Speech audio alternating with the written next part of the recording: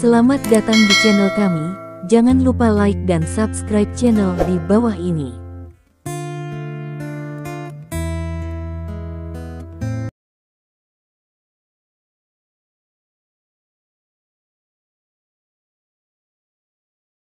Bab 1301 Kasus Mengemudi Mabuk. Spanduk dengan karakter hitam dengan latar belakang putih sangat mempesona. Stephen Lin sedikit mengernyit, tetapi dia tidak mengatakan apa-apa, dan membiarkan pengemudi mengusirnya dari rumah Lin. Ketika Stephen Lin kembali lagi, orang-orang di gerbang rumah Lin dan spanduk itu telah menghilang, dan tidak ada yang tersisa di tempat kejadian, seolah-olah orang-orang itu tidak pernah ada di sana. Stephen Lin meminta pengemudi untuk mengemudikan mobil ke pintu vilanya, lalu memanggil Lin Mengji, dan menyerahkan Lin Engsi dan Lin Waner ke tangan Lin Mengji. Main ke atas, jangan turun jika tidak ada yang harus dilakukan, kata Stephen Lin kepada Lin Mengji. Lin Mengji sepertinya tahu bahwa Stephen Lin ingin membicarakan sesuatu, jadi dia mengangguk, dan membawa kedua anak itu ke atas tanpa berkata apa-apa. Stephen Lin datang ke ruang tamunya dan duduk. Tidak lama kemudian, Lin Wei mendorong pintu villa dan masuk. "Patriark, apakah kamu mencariku?" Lin Wei bertanya. "Apa yang terjadi di depan pintu pagi ini?" Stephen Lin bertanya dengan enteng. "Apa yang terjadi di pintu?" Lin Wei tertegun sejenak, dan kemudian bertanya, "Apa yang terjadi di pintu?" Petik 2. Kamu tidak tahu. Stephen Lin bertanya dengan cemberut. Aku tidak begitu jelas. Aku akan meminta seseorang menyelidikinya segera, kata Lin Wei buru-buru. Apa yang kamu, kepala pengurus rumah tangga, tidak lakukan dengan baik, kata Stephen Lin dengan ringan. Ya, saya salah.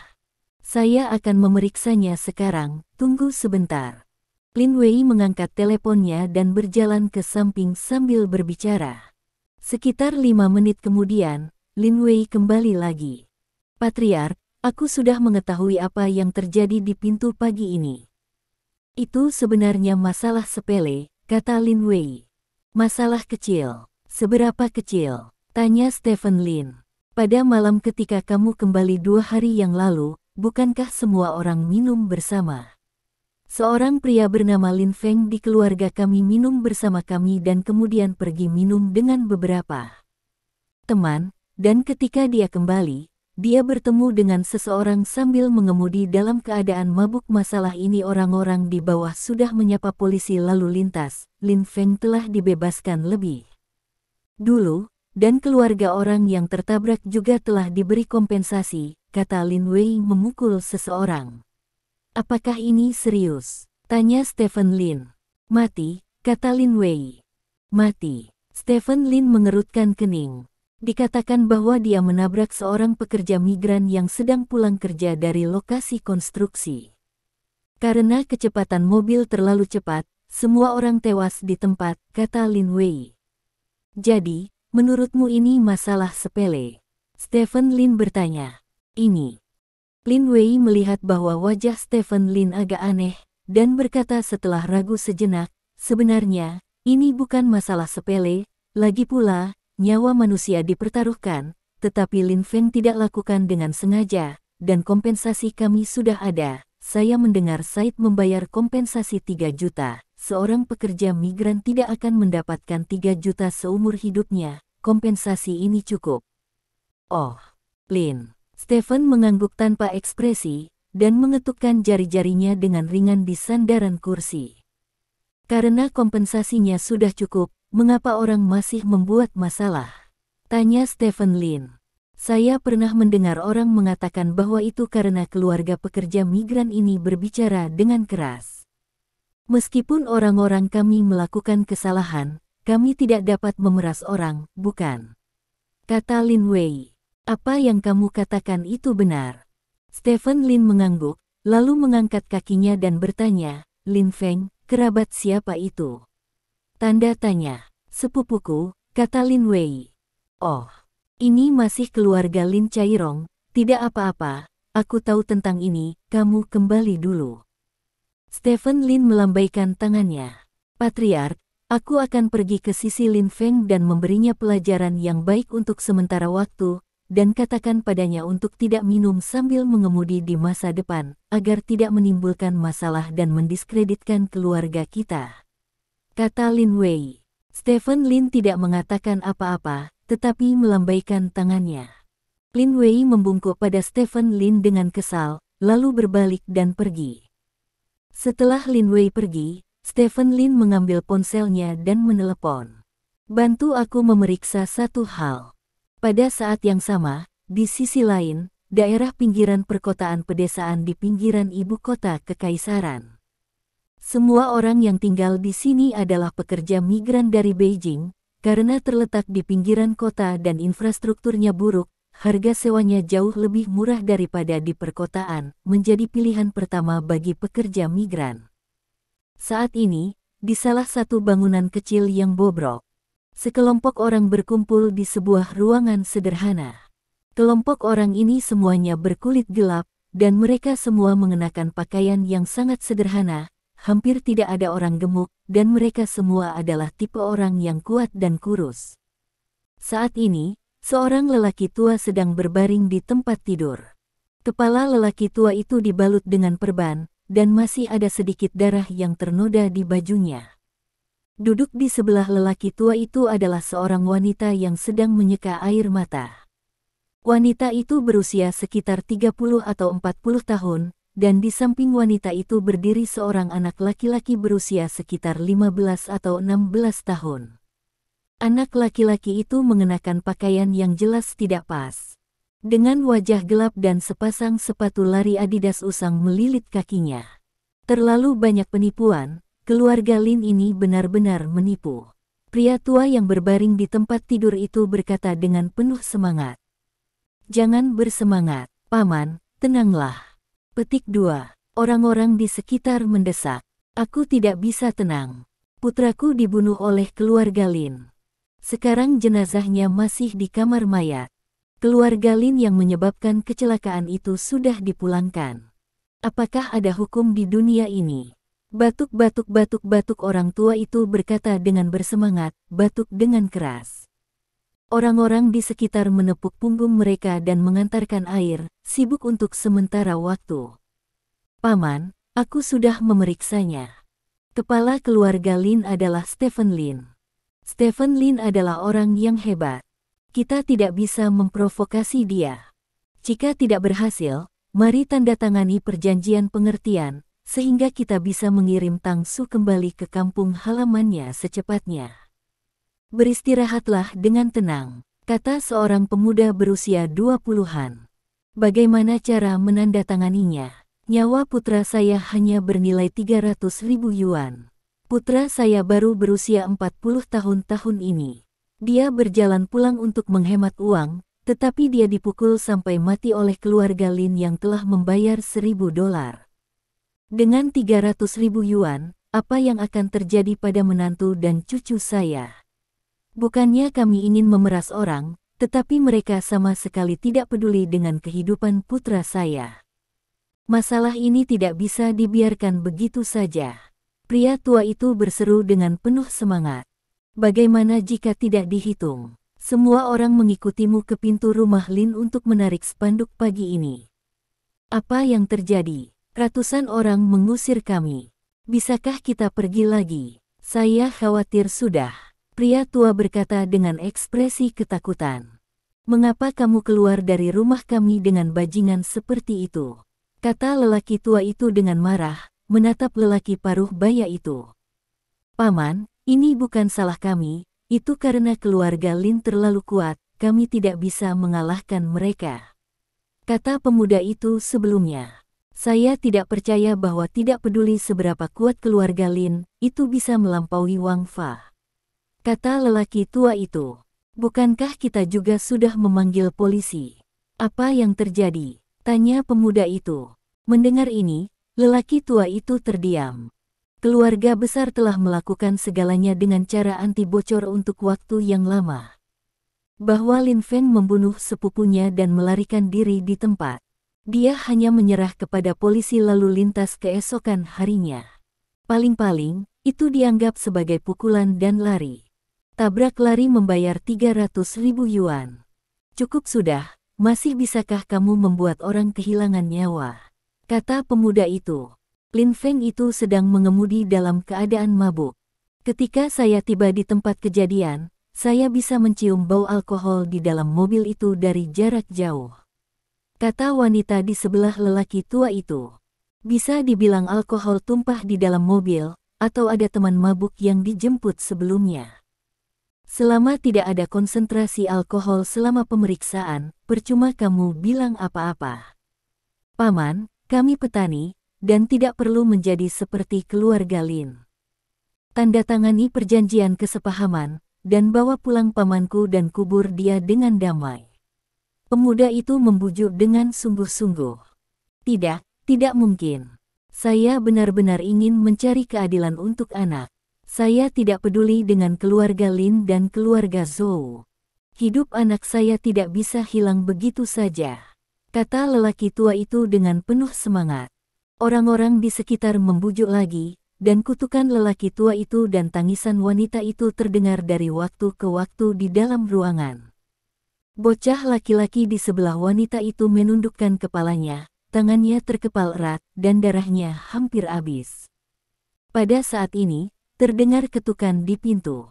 Seseorang berjalan ke pintu dan membukanya, hanya untuk menemukan seorang pria berkacamata berdiri di luar. "Kamu cari siapa?" tanya orang yang membukakan pintu. "Apakah Lin Jiongcai tinggal di sini?" Pria berkacamata hitam itu bertanya. "Paman, aku mencarimu." Orang yang membuka pintu berteriak kepada lelaki tua yang duduk di tempat tidur, lalu menjauh untuk membiarkan lelaki berkacamata hitam memasuki ruangan. Stephen Lin masuk ke ruangan kecil ini.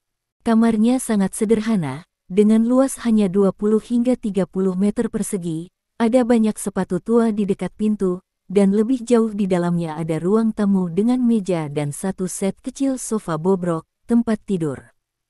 Seluruh ruangan merupakan kumpulan dapur, ruang tamu, dan kamar tidur. Stephen Lin melirik orang-orang yang duduk di sekitar tempat tidur, dan yang berpakaian terbaik di antara mereka adalah seorang pemuda berusia awal 20-an, mengenakan merek terkenal tiruan yang tinggi. Kamar berbau keringat dan kaki. "Kamu yang mana?" Pria tua yang berbaring di tempat tidur memandang Stephen Lin dengan curiga dan bertanya. "Saya. Seorang reporter," kata Stephen Lin. "Reporter." Semua orang menunjukkan keraguan. Bahkan anak laki-laki yang menundukkan kepalanya menatap Stephen Lin. "Aku tahu apa yang terjadi padamu, jadi aku ingin mencari tahu tentang situasinya. Jika ada kesempatan, mungkin aku bisa membantumu," kata Stephen Lin. Kata-kata Stephen Lin tidak menghibur orang-orang yang hadir. Orang-orang dari tempat kecil ini jelas tidak akan mempercayai orang asing yang tiba-tiba datang ke pintu. "Apa yang kamu tahu?" tanya lelaki tua itu. "Saya tahu bahwa putra Anda ditabrak sampai mati oleh keluarga Lin 2 hari yang lalu, dan keluarga Lin bahkan melarikan diri dalam suatu kecelakaan. Anda pergi ke gerbang Lin pagi ini untuk menarik spanduk, tetapi Anda diusir." Stephen Lin berkata. Mendengar kata-kata Stephen Lin, lelaki tua itu agak percaya pada identitas Stephen Lin. "Apa yang bisa kamu bantu?" tanya lelaki tua itu. "Saya dapat banyak membantu Anda, tetapi sekarang saya ingin mengetahui sesuatu, dan saya harap Anda dapat menjawab saya dengan jujur," kata Stephen Lin. "Lakukan yang terbaik," pria tua itu berkata tanpa komitmen. Bab 1302 Hukuman. "Saya mendengar bahwa keluarga Lin telah memberi Anda kompensasi yang cukup. Mengapa Anda masih pergi ke keluarga Lin untuk membuat masalah?" tanya Stephen Lin. "Pemecahan masalah. Apa yang kami sebut membuat masalah? Kami hanya menginginkan keadilan, dan bagaimana Anda mendengar bahwa keluarga Lin memberi kami kompensasi yang cukup, hanya 300.000 yuan, dan nyawa putra saya hanya bernilai 300.000 yuan. Diminta 300.000. Stephen Lin tertegun sejenak, dan bertanya, "Apakah keluarga Lin akan memberimu 300.000? Sejauh yang aku tahu, keluarga Lin sangat kaya, jadi tidak mungkin memberikan sedikit itu saja. Orang kaya pasti dermawan. Benarkah? Hari-hari ini, semakin kaya orang, semakin pilih-pilih mereka. 300.000 adalah harga yang mereka tawarkan dengan polisi lalu lintas. 300.000 untuk kita. Mari kita tanda tangani kesepakatan pengertian. Beritahu saya, bisakah saya menandatanganinya? Benjolan. Itu orang yang membunuh anak saya masih mengemudi dalam keadaan mabuk. Dia melakukan kejahatan, dapatkah dia dibebaskan dengan 300.000 yuan? Hukum macam apa yang ada di sana? Pria tua itu menjadi semakin bersemangat saat dia berbicara, wajahnya memerah, jadi begitu. Stephen Lin mengangguk dan berkata, lalu apa permohonanmu sekarang? Kami memiliki 2 permohonan. Yang pertama adalah menangkap para pelaku dan membawa mereka ke pengadilan. Mereka ke pengadilan. Bayar kami uang, cukup uang, kata lelaki tua itu. Oke, saya akan mengingat ini dulu, saya akan kembali dan menyelesaikannya, dan kemudian saya akan melihat apakah saya dapat membantu Anda, kata Stephen Lin. Terima kasih, saya tidak menyangka akan ada reporter dengan rasa keadilan seperti Anda. Ngomong-ngomong, saya tidak tahu siapa nama Anda. Siapa nama Anda? Tanya lelaki tua itu. Nama keluarga saya juga Lin. Secara kebetulan, saya memiliki nama keluarga yang sama dengan keluarga Lin. Mengenai namanya, Anda tidak perlu tahu. Saya akan berusaha sebaik mungkin untuk mencari keadilan untuk Anda, kata Stephen Lin. Saya tidak memiliki prasangka apapun terhadap mereka yang bermarga Lin. Ada begitu banyak orang bermarga Lin di seluruh negeri, dan beberapa sampah itu normal. Reporter Lin, tolong maafkan saya. Kami tidak ada hubungannya sekarang, sungguh, kata orang tua itu pria. Ya, Stephen Lin mengangguk, lalu berdiri dan berkata, aku pergi dulu, dan aku akan menghubungimu nanti. Ngomong-ngomong, ini nomor teleponku. Jika ada yang harus kamu lakukan, kamu bisa meneleponku. Dengan mengatakan itu, Stephen Lin menyerahkan selembar kertas dengan nomor teleponnya tertulis di atasnya kepada lelaki tua itu. Oke, pria tua itu dengan sungguh-sungguh menyingkirkan kertas itu. Stephen Lin mengangguk dengan semua orang, lalu berbalik dan pergi. Masih ada orang baik di dunia ini, kata lelaki tua itu dengan emosi.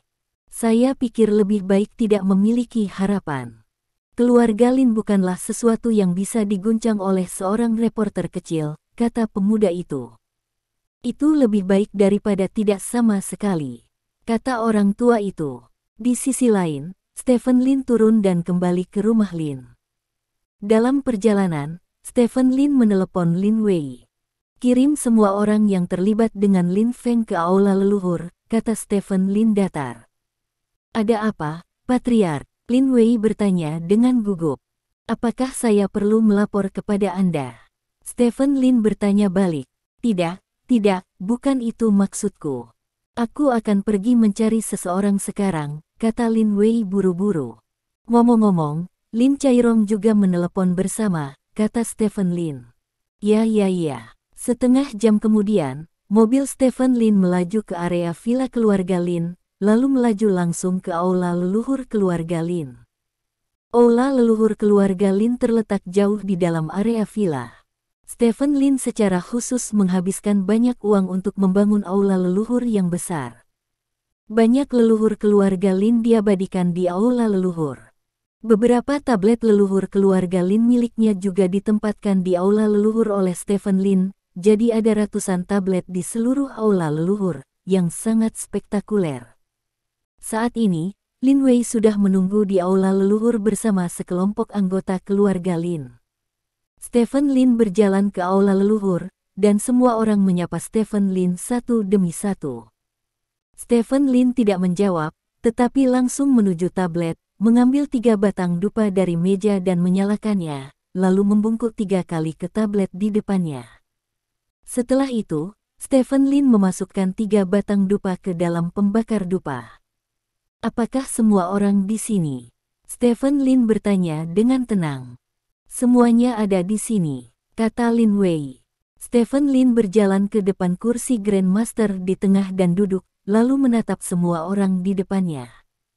Kecuali Lin Kairong dan Lin Wei, dia tidak mengenal orang lain. Patriark, apa yang terjadi?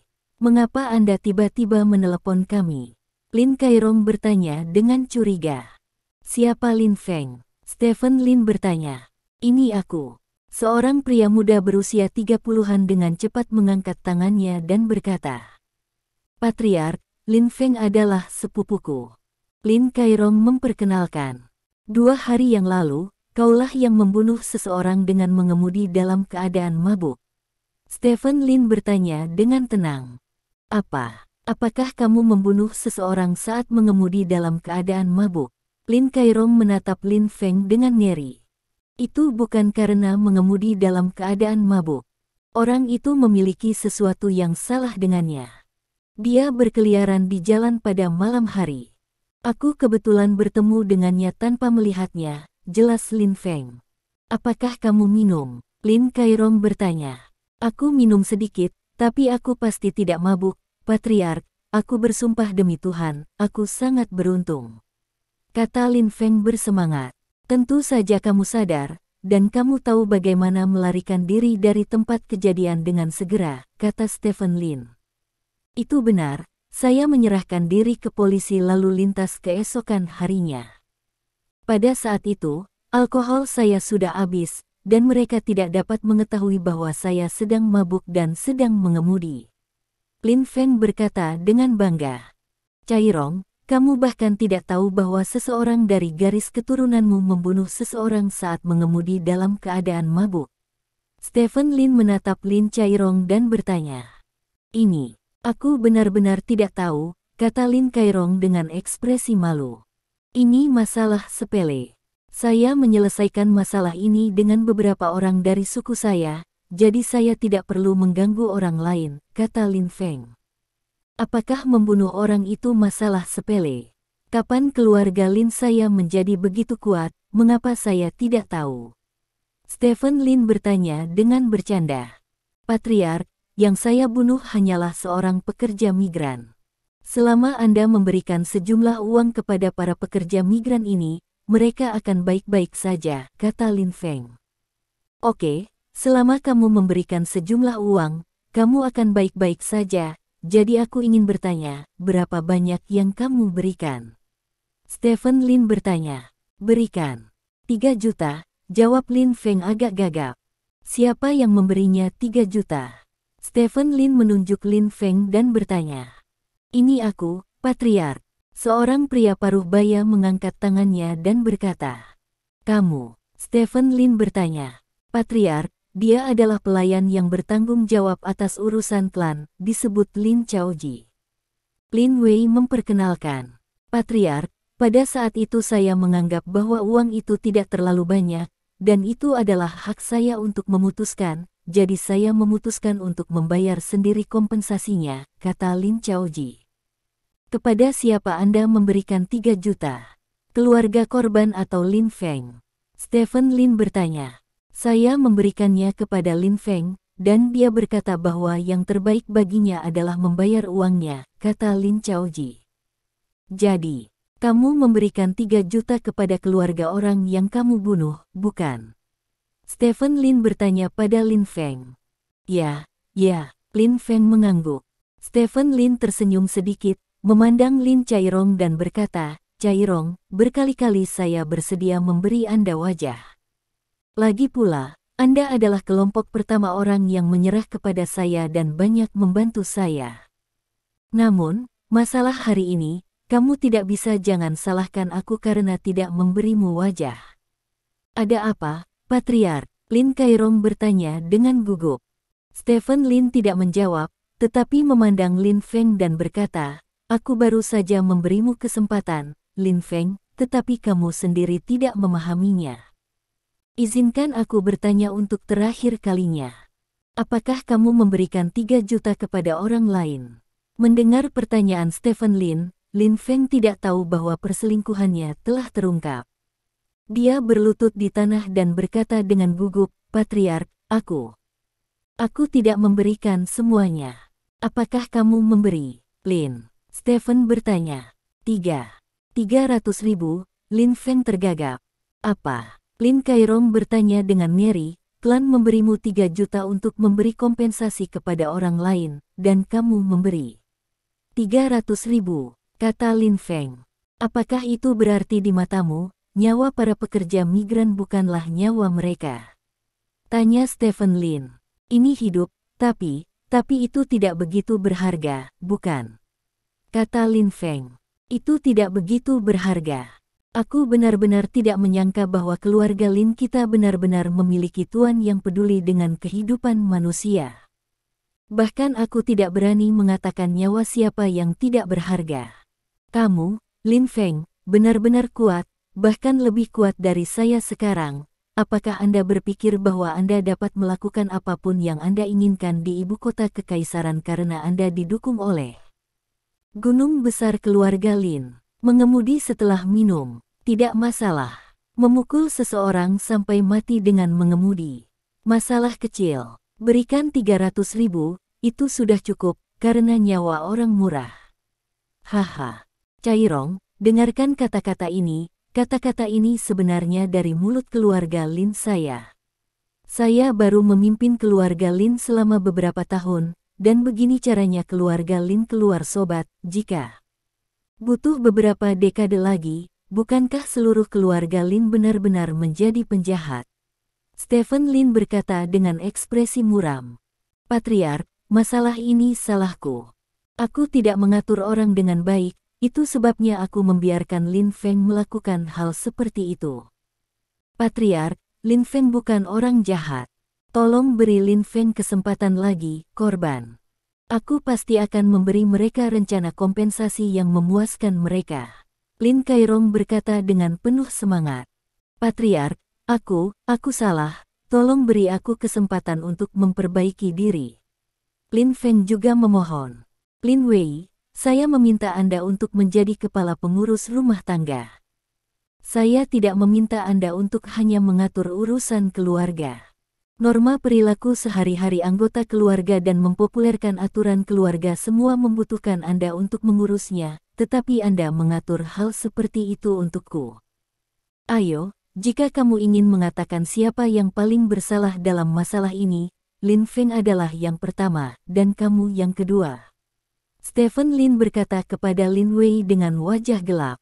Patriark, aku salah, tolong hukum aku, Patriark. Lin Wei membungkuk dan berkata dengan gugup. Tolong hukum Patriark. Orang lain yang kurang lebih terkait dengan kejadian ini juga membungkuk dan berkata. Melihat orang-orang di depannya, Stephen Lin berkata dengan tenang, Lin Wei, cabut dia dari posisi kepala pengurus rumah mulai sekarang. Pergi ke kota Sengki dan bantu Huang Jie menangani keluarga Lin di kota Sengki. Ya, Lin Wei tidak berani menantang, mengangguk setuju. Lin Kairong, tidak ada cara untuk mendisiplinkan anggota klan. Semua dividen tahun ini akan dibatalkan. Selain itu, Anda akan bertanggung jawab untuk mempopulerkan aturan klan kepada semua orang di klan mulai sekarang, kata Stephen Lin. Ya, Lin Kairong mengangguk. Adapun kamu, Lin Feng. Stephen Lin memandang Lin Feng, dan berkata setelah hening sejenak, singkirkan dari keluarga Lin. Bab 1303 datang untuk membuat permintaan maaf. Tidak ada yang menyangka gempa di keluarga Lin akan datang begitu cepat. Lin Wei, kepala pengurus rumah tangga keluarga Lin, diberhentikan dan dibuang langsung ke kota Sengki. Kota Sengki, tempat apa itu? Itu adalah medan perang antara Stephen Lin dan keluarga Lin di kota Sengki. Sekarang Stephen Lin sangat kuat, keluarga Lin di kota Sengki masih tidak mau tunduk pada Stephen Lin, jadi kota Sengki telah menjadi medan perang antara dua keluarga Lin. Sarang harimau, tetapi dibandingkan dengan benteng keluarga Lin seperti ibu kota kekaisaran, tempat itu juga merupakan tanah yang miskin. Di zaman kuno, Lin Wei diasingkan. Ini belum berakhir, wakil patriark Lin Kairong juga telah ditangani, dan semua dividen tahun ini telah dibatalkan. Artinya, Lin Kairong akan kehilangan pendapatan miliaran bahkan puluhan miliar. Di saat yang sama, Lin Kairong juga diperintahkan untuk bertanggung jawab atas mempopulerkan peraturan keluarga. Ini adalah pekerjaan tanpa pamrih, suku tidak puas jika dilakukan dengan baik, dan patriark tidak puas jika tidak dilakukan dengan baik. Tidak peduli apa, jika pekerjaan semacam ini menimpa Lin Kairong, pasti akan menjadi hukuman yang sangat besar bagi Lin Kairo. Selain Lin Kairong dan Lin Wei yang ditangani, banyak lainnya yang ditangani, tetapi yang paling banyak ditangani adalah Lin Feng. Alasan yang diberikan oleh Stephen Lin sangat sederhana, yaitu Lin Feng diduga melanggar hukum dan peraturan nasional yang relevan. Jadi setelah keputusan tingkat tinggi, Lin Feng dikeluarkan dari silsilah keluarga-keluarga Lin di ibu kota kekaisaran. Intensitas perlakuan semacam itu jelas yang terberat dalam beberapa tahun terakhir. Lin Feng juga menjadi orang pertama yang disingkirkan dari silsilah keluarga Lin setelah Stephen Lin mengambil alih keluarga Lin di ibu kota kekaisaran. Ini berarti bahwa di masa depan, Lin Feng tidak lagi dapat menganggap dirinya sebagai keluarga Lin di ibu kota kekaisaran, dan dia tidak akan dapat menikmati semua keuntungan yang ditimbulkan olehnya. Di antaranya, termasuk hak tinggal di area villa keluarga Lin. Kediaman Lin Feng akan dipindahkan dari area villa, adapun kemana harus pindah, itu tergantung pada ide Li Feng sendiri.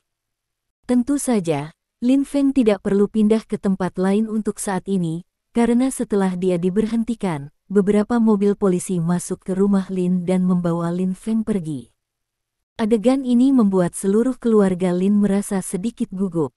Stephen Lin selalu lebih toleran terhadap keluarga Lin, dan karena Stephen Lin sering jauh dari keluarga Lin, tidak dapat dipungkiri bahwa keluarga Lin akan mengembangkan beberapa kebiasaan buruk.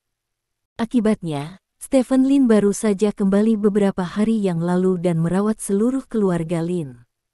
Dengan pisau daging, wakil patriark dan kepala pengurus rumah tangga tidak luput, bahkan ada yang dikirim ke kantor polisi. Hal ini membuat banyak anggota keluarga Lin yang telah melakukan beberapa hal buruk pada hari kerja menjadi sangat gugup. Saat ini, di rumah Stephen Lin. Apakah uangnya sudah siap? Stephen Lin bertanya. Yah, totalnya 5 juta, dikemas dalam 2 tas ini. Lin Kairong menunjuk kedua tas di sampingnya.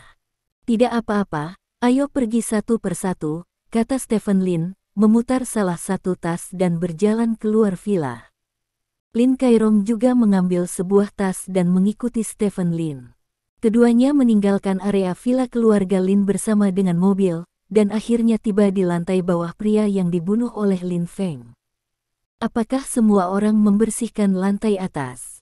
Stephen Lin bertanya. Ya, saya menemukan beberapa cara untuk mengalihkan perhatian orang lain, dan sekarang hanya ada 3 anggota keluarga korban, kata Lin Kairong. Ayo pergi. Seperti yang dikatakan Stephen Lin, dia memutar tasnya dan mendorong pintu mobil dan berjalan ke bawah. Lin Kairong buru-buru mengikuti. Keduanya tiba di depan pintu rumah korban satu persatu. Stephen Lin mengetuk pintu, dan suara lelaki tua itu terdengar dari dalam. Siapa itu? Ini aku, reporter yang datang ke sini pada siang hari, kata Stephen Lin. Xiaoji, cepat buka pintunya, kata lelaki tua itu.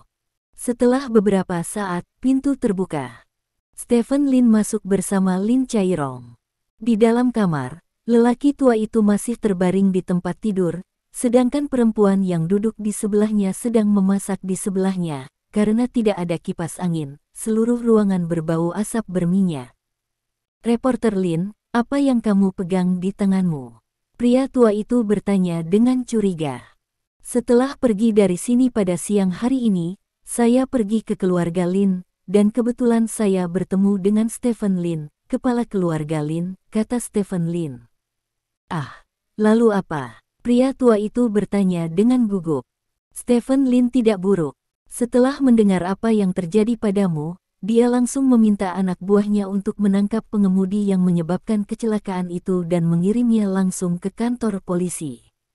Selain itu, dia memintaku untuk membawakanmu sebuah kemarilah dengan beberapa uang untuk menyatakan permintaan maafnya.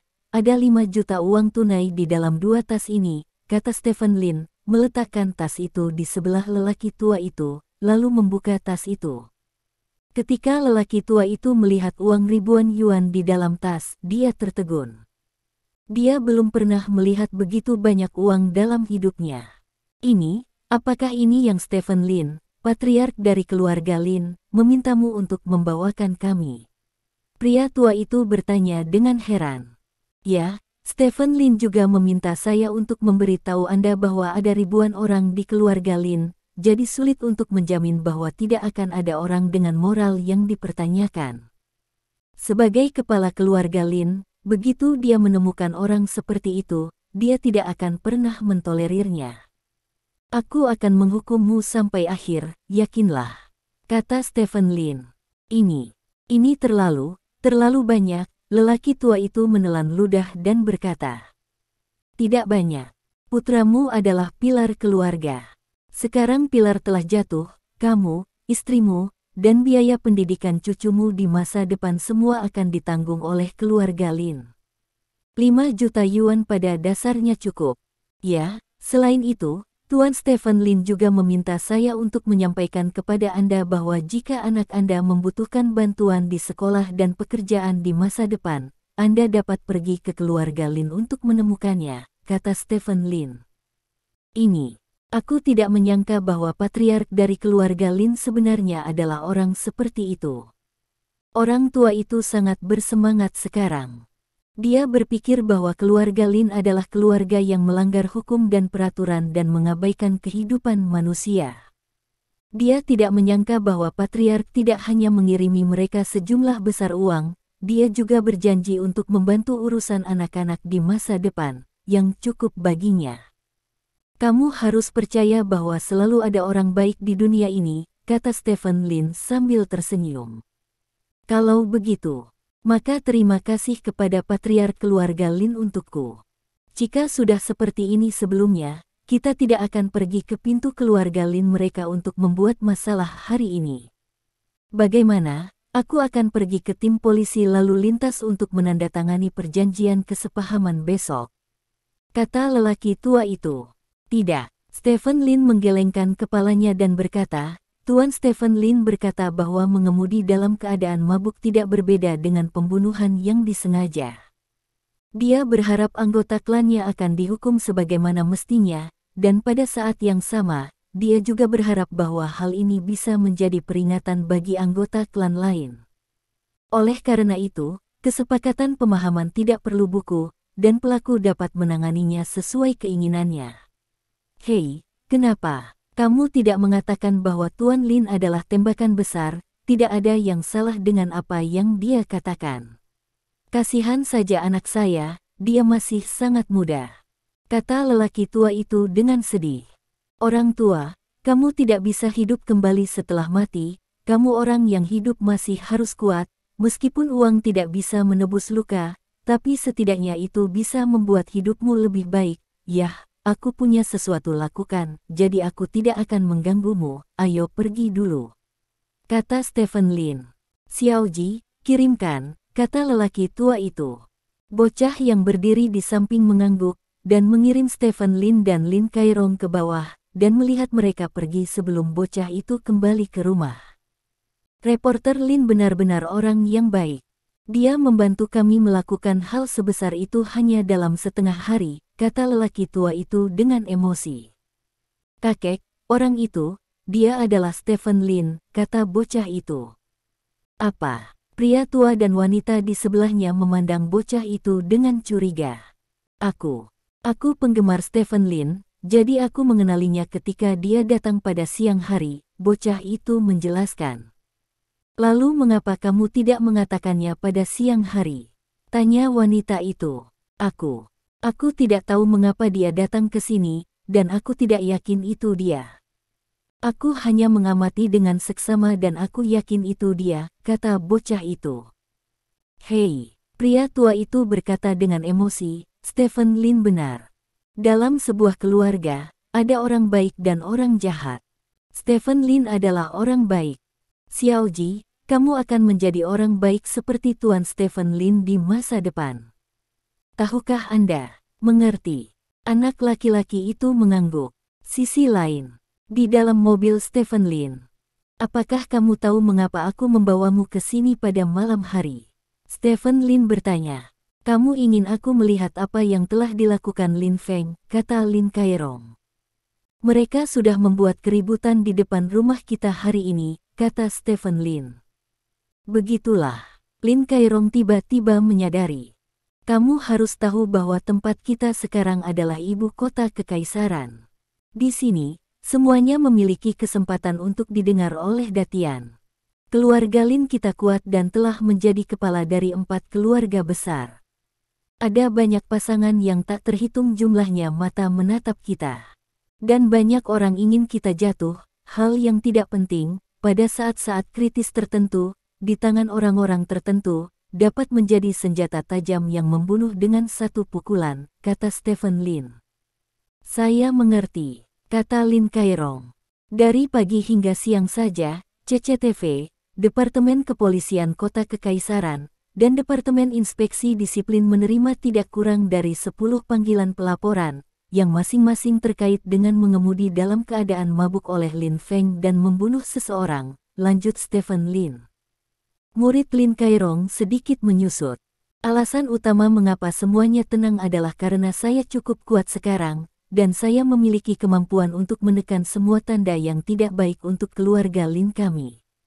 Namun, jika masalah ini tidak ditangani dengan baik hari ini, dan anggota keluarga dari para korban terus membuat masalah, atau jika digunakan oleh seseorang yang memiliki hati, maka itu akan menjadi masalah yang sangat merepotkan bagi seluruh keluarga Lin. Jadi, aku berurusan denganmu, Lin Wei, dan Lin Feng langsung. Tentu saja, Lin Feng pantas mendapatkan apa yang pantas dia dapatkan, dan kamu dan Lin Wei adalah sikap kami yang diungkapkan kepada dunia luar. Termasuk tidak menandatangani perjanjian kesepahaman, juga untuk menghindari dikatakan bahwa kami memaksa para korban untuk memaafkan Lin Feng. Plan kita melakukan kejahatan. Jika Anda melakukan kesalahan, kita harus melakukan segala kemungkinan untuk tidak membiarkan kesalahan ini mempengaruhi seluruh keluarga. Jadi, mempopulerkan aturan keluarga sangat penting, dan hal ini harus menjadi fokus pekerjaan Anda di bulan depan. Bentuk komite disiplin dalam keluarga untuk bertanggung jawab menjaga aturan keluarga, dan kemudian Anda akan menjadi presiden pertama, kata Stephen Lin. Ya, terima kasih atas kerja kerasmu, Patriark, kata Lin Kairong dengan serius. Bab 1304, Stephen Lin meminta sopir untuk membawa Lin Kairong ke rumahnya. Apakah tanggal pernikahan sudah ditentukan? Stephen Lin tiba-tiba bertanya. Yah, ini hari tahun baru, kata Lin Kairong. Hari tahun baru, ini hari yang baik, ingatlah untuk membiarkan saya menjadi saksi pernikahan Anda, kata Stephen Lin. Pasti, Lin Kairong mengangguk. Stephen Lin tersenyum, lalu menyuruh pengemudi untuk mengemudi. Lin Kairong berdiri di tempatnya, menyaksikan mobil Stephen Lin menjauh dan akhirnya menghilang di depannya. Ternyata menjadi seorang patriark itu tidak mudah. Lin Kairong menghela nafas.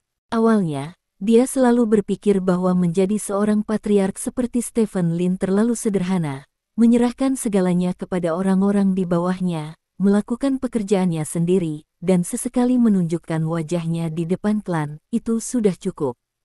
Hari ini, setelah mendengar apa yang dikatakan Stephen Lin, dia menyadari bahwa Stephen Lin telah melakukan banyak hal sepanjang waktu, dan ada banyak hal yang berhubungan dengan kelangsungan hidup seluruh keluarga, tetapi banyak orang tidak mengetahuinya. Stephen Lin menghela nafas dengan emosi, lalu berbalik dan berjalan pulang. Begitu dia memasuki rumah, Lin Kairong melihat banyak orang datang ke rumah, tidak hanya orang tuanya, tetapi juga pamannya Lin Yongzi. Lin Yongzi adalah ayah Lin Feng.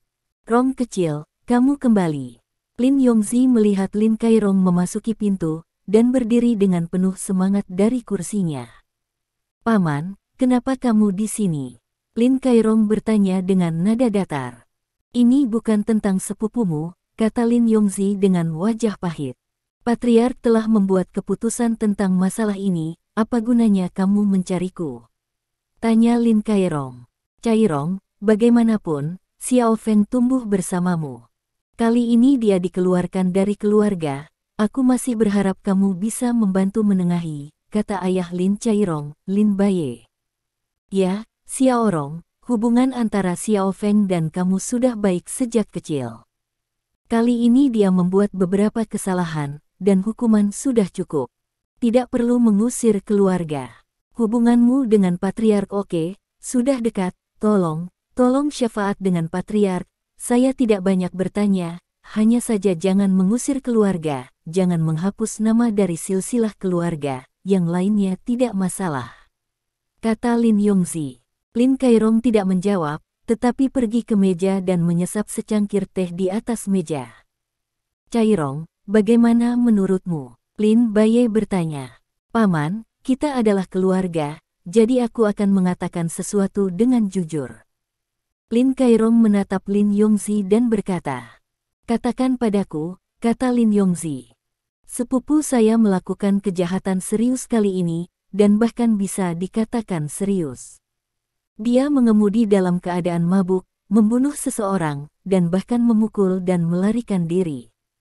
Tidak peduli apa yang terjadi, cukup baginya untuk tinggal di penjara selama. Selain itu, masalah ini juga melanggar aturan keluarga, jadi tidak ada yang salah dengan keputusan Patriark. Fokus Anda sekarang bukan untuk menengahi Patriark, tetapi untuk menemukan pengacara yang baik untuk sepupu Anda, dan mencoba untuk mengurangi hukuman.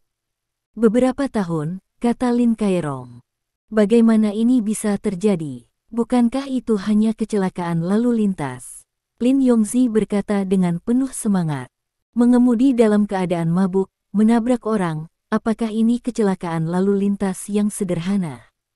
Paman, kejadian ini tidak terbatas pada kecelakaan lalu lintas. Tahukah Anda berapa banyak tekanan yang dialami Patriark? Ya, dengan kemampuan Patriark, dia bisa mudah untuk selamatkan sepupu saya, tetapi Patriark, dan bahkan seluruh keluarga Lin, mungkin harus membayar mahal untuk ini. Tidak peduli bagaimana Anda melihatnya, Patriark tidak akan membiarkan sepupunya pergi kali ini. Paman, saya juga menasihati Anda, jangan mencoba menjelaskan kepada sepupu Anda, apalagi melakukan sesuatu yang melanggar aturan keluarga. Pemilik keluarga berencana untuk menegakkan aturan dan tradisi keluarga secara ketat baru-baru ini. Jangan dianggap sebagai model, jika tidak seseorang dapat melindungimu. Lin Cairong berbalik dan berjalan kembali menaiki tangga. Apakah benar-benar tidak ada yang bisa dilakukan? Lin Yongzi bertanya dengan enggan. Temukan pengacara yang bagus, kata Lin Cairong. Hei, Lin Yongzi menghela nafas putus asa, dan harapan terakhir di hatinya hancur. Saudaraku, saatnya memberi pelajaran pada Xiao Feng. Dengan status keluarga kita saat ini, Xiao Feng bisa keluar masuk selama beberapa tahun, dan dia masih bisa hidup nyaman. Ketika dia kembali ke penjara, penderitaannya akan berkurang. Lin Baye menepuk bahu Lin Yongzi dan berkata, "Aku pergi dulu."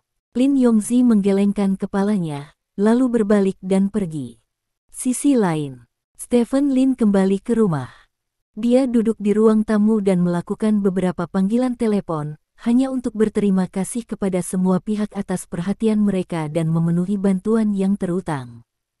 Bagi Stephen Lin, tidak mudah menjadi kepala keluarga, terlalu berlebihan untuk mengatakan bahwa dia berjalan di atas es tipis, tetapi seperti yang dia katakan kepada Lin Cairong sebelumnya, ada banyak pasang mata yang menatapnya dan keluarga Lin, ada banyak orang yang berharap dia akan membuat kesalahan. Selalu ada lebih banyak orang di dunia ini yang mendoakan Anda nasib buruk daripada mereka yang mendoakan Anda baik. Bahkan pada levelnya, dia masih perlu menganggap serius setiap hal yang mungkin berdampak besar. Kalau tidak, Park Heng-yu adalah pelajaran dari masa lalu.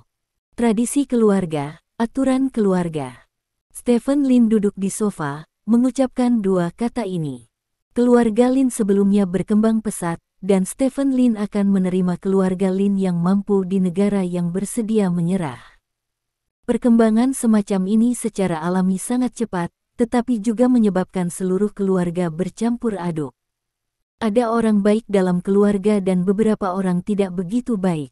Beberapa masalah secara selektif diabaikan olehnya pada tahap awal perkembangan, tetapi ketika seluruh keluarga memiliki pijakan yang kokoh dan menjadi lebih kuat dari hari ke hari, masalah ini juga mengemuka.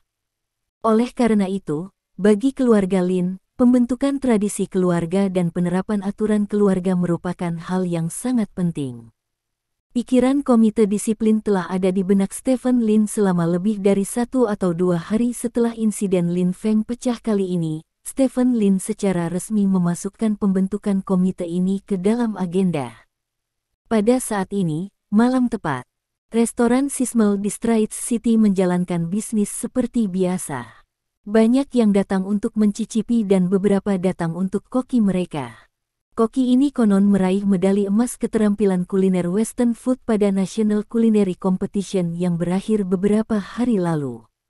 Tentu saja, keahlian profesional koki bukanlah intinya. Intinya koki itu dikatakan berusia 20-an, terlihat cantik, dan sama sekali tidak terpengaruh oleh kembang api di dapur.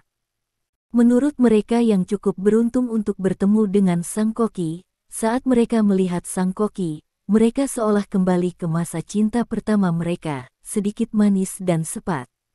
Namun, restoran Sismel malam ini bukan hanya koki dan kecantikan.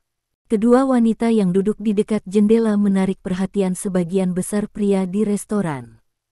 Sayang sekali salah satu dari dua wanita itu menggendong bayi, dan yang lainnya memakai cincin di jari manisnya. Angkang kecil terlihat persis seperti dia, kata Gu Feiyan sambil tersenyum sambil memeluk Lin Ankang. Lin Ankang dalam bayinya yang dibedong sangat tidak jujur, dia terus mengangkat tangannya, memamerkan giginya dan melambai-lambaikan cakarnya, seperti Raja Iblis di dunia. Duduk berhadapan dengan Gu Feiyan adalah Yao Jing, dan dia tidak tahu apakah itu disengaja atau tidak. Di jari manis Yao Jing ada cincin kawin yang diberikan Stephen Lin padanya saat itu. Engsi seharusnya lebih tenang, bagaimanapun juga dia perempuan, Yao Jing bertanya. Wajahnya tenang, bahkan sedikit datar. Ya, Engsi tidak suka bergerak. Dia makan dan tidur setiap hari. Kadang-kadang ketika dia tidak tidur, dia suka sendirian dalam keadaan linglung, kata Gu Feiyan. Aku belum pernah melihat Xiao Engsi sebelumnya. Jika kamu mengikutinya, itu pasti cantik, kata Yao Jing. Mata Engsi terlihat seperti milikku, dan bagian lain sangat mirip dengannya. Nyatanya, Ankang dan Engsi juga mirip, kata Gu Feiyan. Lagi pula itu ayah yang sama, kata Yao Jing.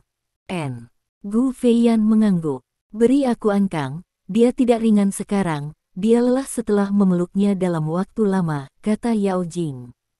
Tidak apa-apa, aku menggendong bayinya saat di rumah, jadi mudah, kata Gu Feiyan. Apakah kamu tidak meminta seseorang untuk membantumu? Yao Jing bertanya. Ada orang, tapi bagaimana bisa anak-anak membawa kerabat mereka sendiri? Bagi saya biasanya tidak ada hubungannya, jadi pada dasarnya saya membawanya. Bagaimana dengan Anda? Saya mendengar bahwa Anda cukup sibuk, kata Gu Feiyan. Yah, ada banyak hal dalam keluarga, kata Yao Jing. Lalu siapa yang biasanya mengambil bayinya? Tanya Gu Feiyan. Ibu baptisnya, kata Yao Jing.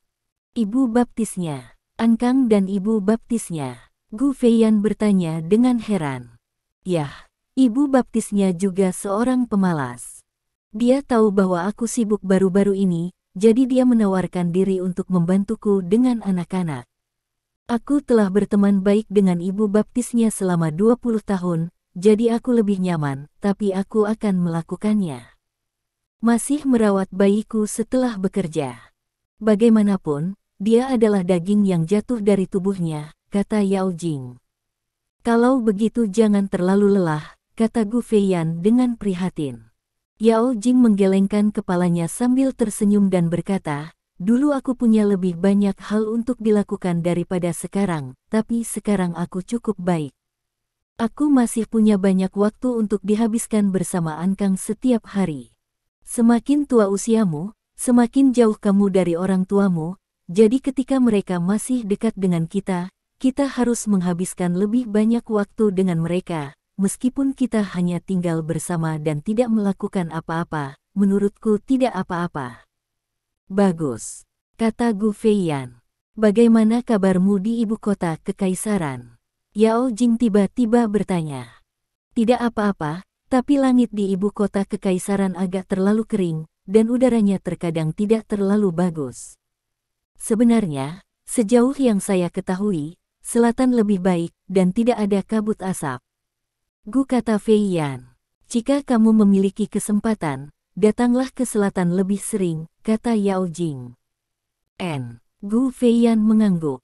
Saat ini, koki tercantuk di restoran Sismel berjalan ke arah mereka berdua dengan membawa piring.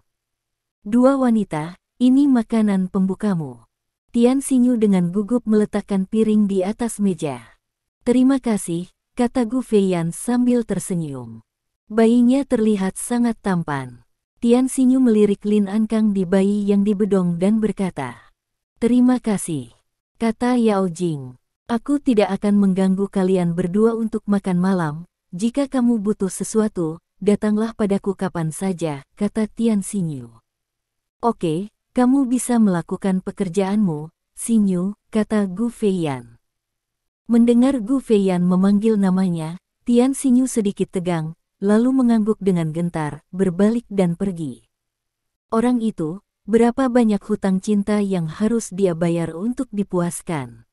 Yao Jing berkata dengan ringan. Bab 1305. Dua wanita yang menakjubkan, makan malam yang indah dan lezat. Di bawah cahaya, keduanya mengobrol seperti teman yang sudah lama tidak mereka temui.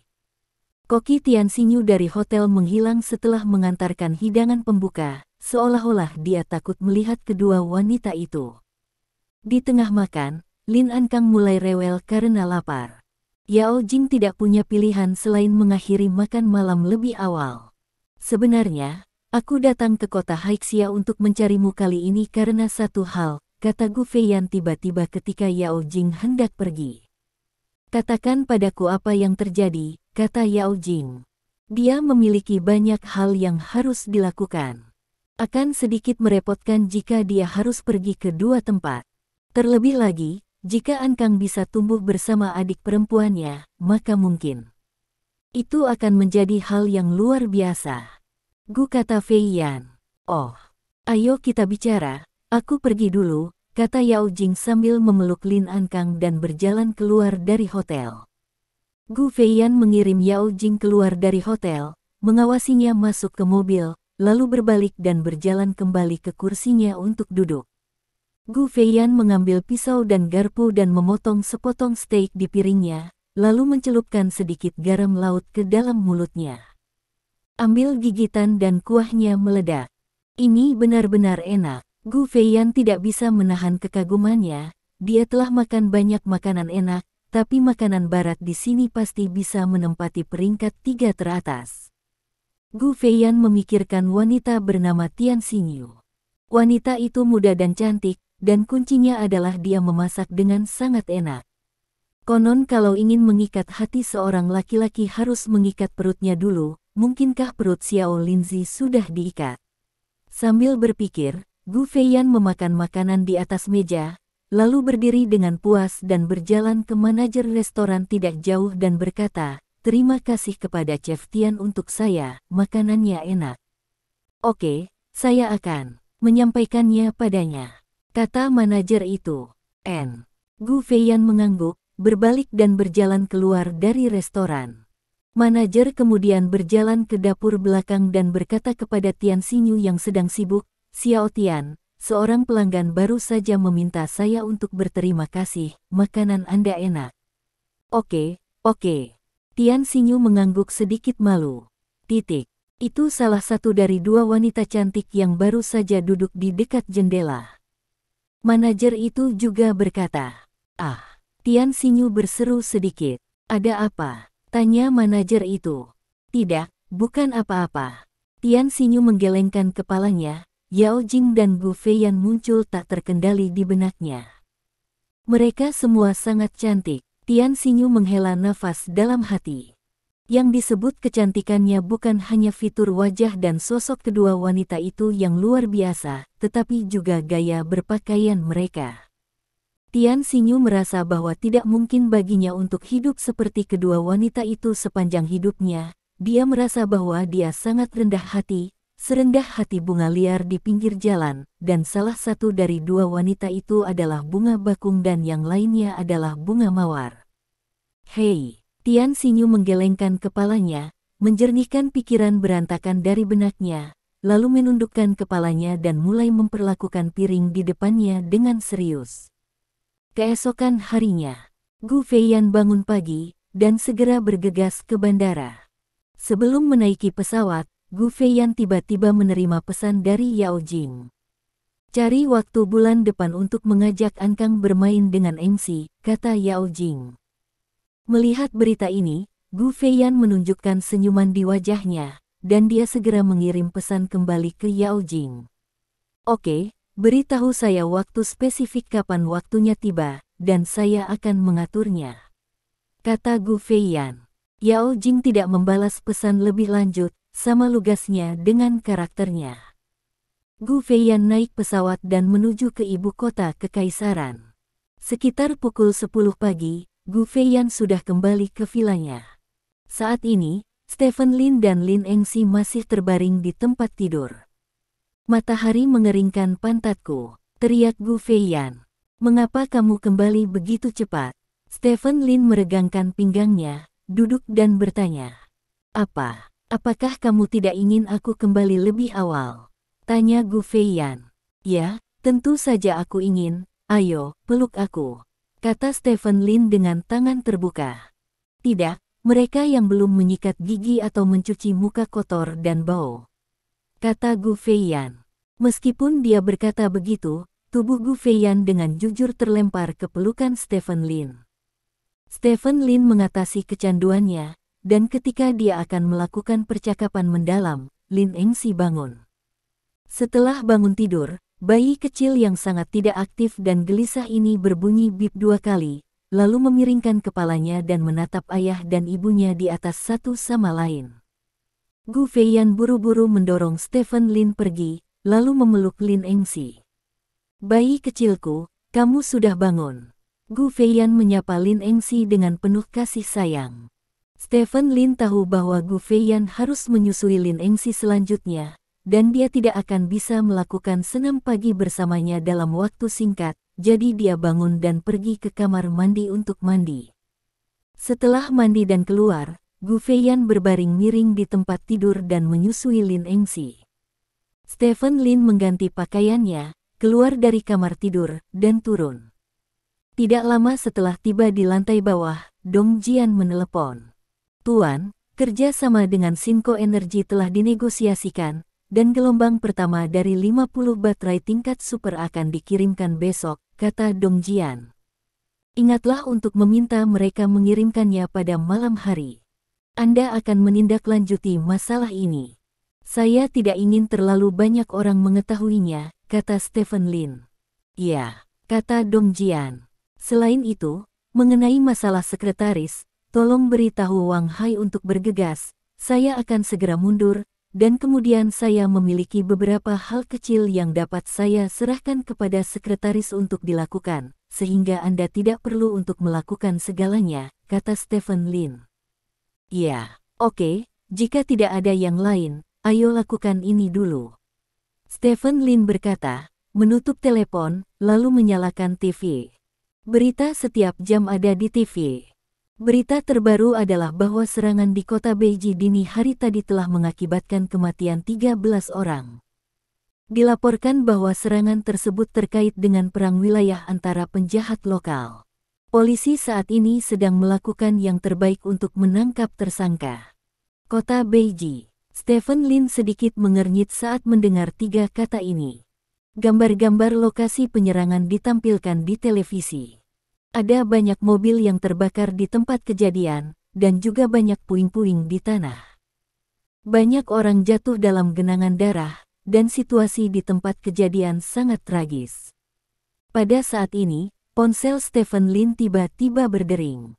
Ruyan Liu yang menelepon. Seseorang yang sudah lama tidak dipikirkan Stephen Lin. Panggilan mendadak ini memberi Stephen Lin firasat buruk. Stephen Lin mengangkat telepon, dan tidak ada suara Liu Ruyan di ujung telepon, tetapi suara seorang pria. "Ya, Stephen Lin," tanya ujung telepon yang lain. Stephen Lin sedikit akrab dengan suara ini. "Apakah kamu Song Siji?" Stephen Lin bertanya. Song Siji. Stephen Lin menggunakan identitas Wang Xiaohua untuk memiliki masa lalu dengan Song Siji saat berada di kota Beiji, namun mereka kehilangan kontak setelahnya. "Kamu masih ingat aku?" Song Siji di ujung telepon sedikit bersemangat. "Tentu saja aku senang. Kembali ke kota Beiji, aku minum banyak anggur darimu, kakak keenam," kata Stephen Lin sambil tersenyum. Saat itu, dia menggunakan identitas Wang Xiaohua, tetapi sekarang sudah lama berlalu, sudah diketahui bahwa dia adalah Wang Xiaohua, jadi dia tidak perlu menyembunyikan apapun sekarang. "Hei, kamu masih bisa mengingatku. Aku sangat bersemangat." Saat itu, kamu masih dipanggil Wang Xiaohua. "Sudah berapa lama?" Dalam sekejap mata, Song Siji berkata dengan emosi. "Bagaimana kamu menggunakan ponsel Sanji Liu?" Stephen Lin bertanya. "Hei, takdir, sesuatu terjadi pada Nona Liu San," kata Song Siji. "Apa yang terjadi?" "Sekarang ketiga provinsi timur mengikuti jejak Sanji Liu, apa yang bisa terjadi padanya?" tanya Stephen Lin.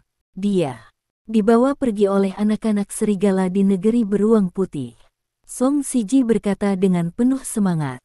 "Hah?" Stephen Lin mengangkat alisnya dan bertanya, "Apa yang terjadi?"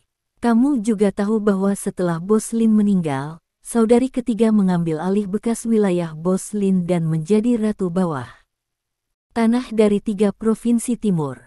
Kakak ketiga memiliki banyak bisnis, dan bisnis penyelundupannya besar. Ada banyak hal baik dari Eropa, yang melewati negeri beruang putih dan akhirnya memasuki 3 provinsi timur. Bisnis ini telah memberi kami banyak pendapatan. Beberapa hari yang lalu, seseorang di negara beruang putih menemukan saudari ketiga, dan berharap dapat bekerja sama dengan saudari ketiga untuk menyelundupkan jus. Anda juga tahu bahwa jus sangat populer di seluruh dunia.